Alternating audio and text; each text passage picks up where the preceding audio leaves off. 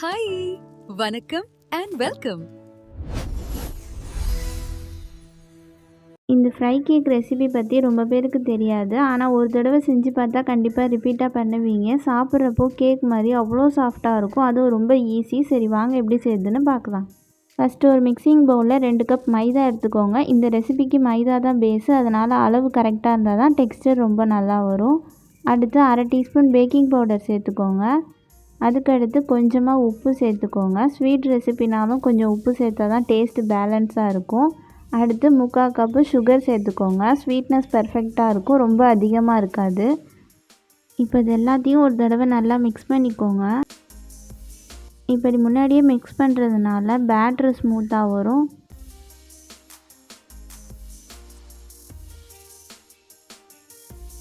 நல்லா மிக்ஸ் பண்ணியாச்சு. இப்போ இதில் 1/2 கப் பால் சேர்த்துக்கிறேன்.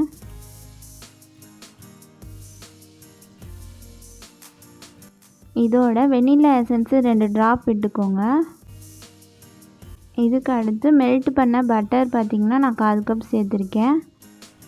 இதோட ஒரு முட்டை உடச்சி சேர்த்துக்கோங்க. இது ஃப்ரை கேக்குக்கு சாஃப்ட் டெக்ஸ்சர் கொடுக்கும்.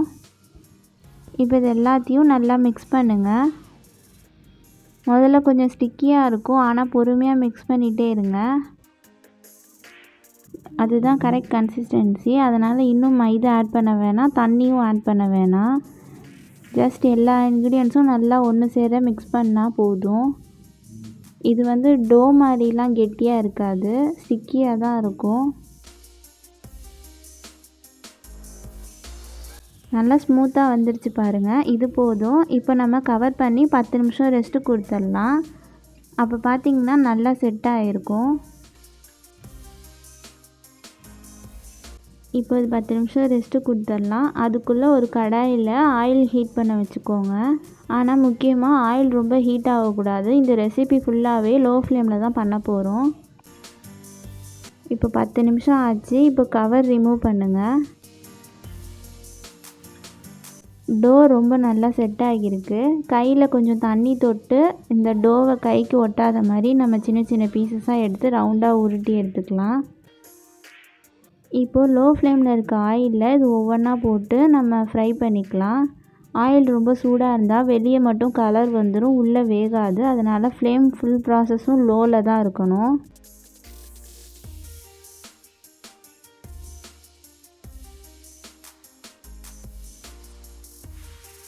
பார்த்தீங்களா, மேலே சின்ன சின்ன கிராக்ஸ் வர ஆரம்பிக்குது. இதுதான் கரெக்டு ஸ்டேஜு. இப்போ திருப்பி விடுங்க. பொறுமையாக குக் பண்ணுங்கள். அடிக்கடி ஹை ஃப்ளேம் பண்ண வேணாம். லோ ஃப்ளேமில் தான் உள்ள வரைக்கும் நல்லா குக் ஆகும்.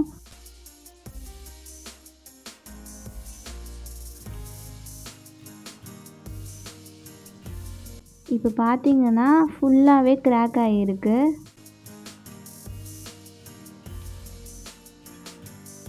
கொஞ்சம் கொஞ்சமாக கலர் மாறுறது தெரியுது பாருங்கள்.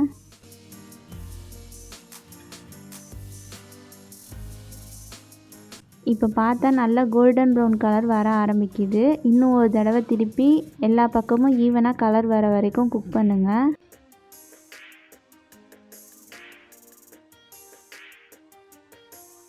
ஏதோ கலரும் செம்மையாக வந்துடுச்சு. இதுக்கு மேலே ஃப்ரை பண்ண தேவையில்லை. இப்போ வெளியே எடுத்துடலாம். அவ்வளோதான், ஃப்ரை கேக் ரெடி ஆயிடுச்சு. சாப்பிட்றப்போ கேக் மாதிரி ஒரு சாஃப்ட் டெக்ஸ்டர் இருக்கும், ஆனால் வெளியில் லைட்டாக ஃப்ரையான டேஸ்ட்டும் இருக்கும். ரெண்டும் சேர்ந்து செம்ம காம்பினேஷன்.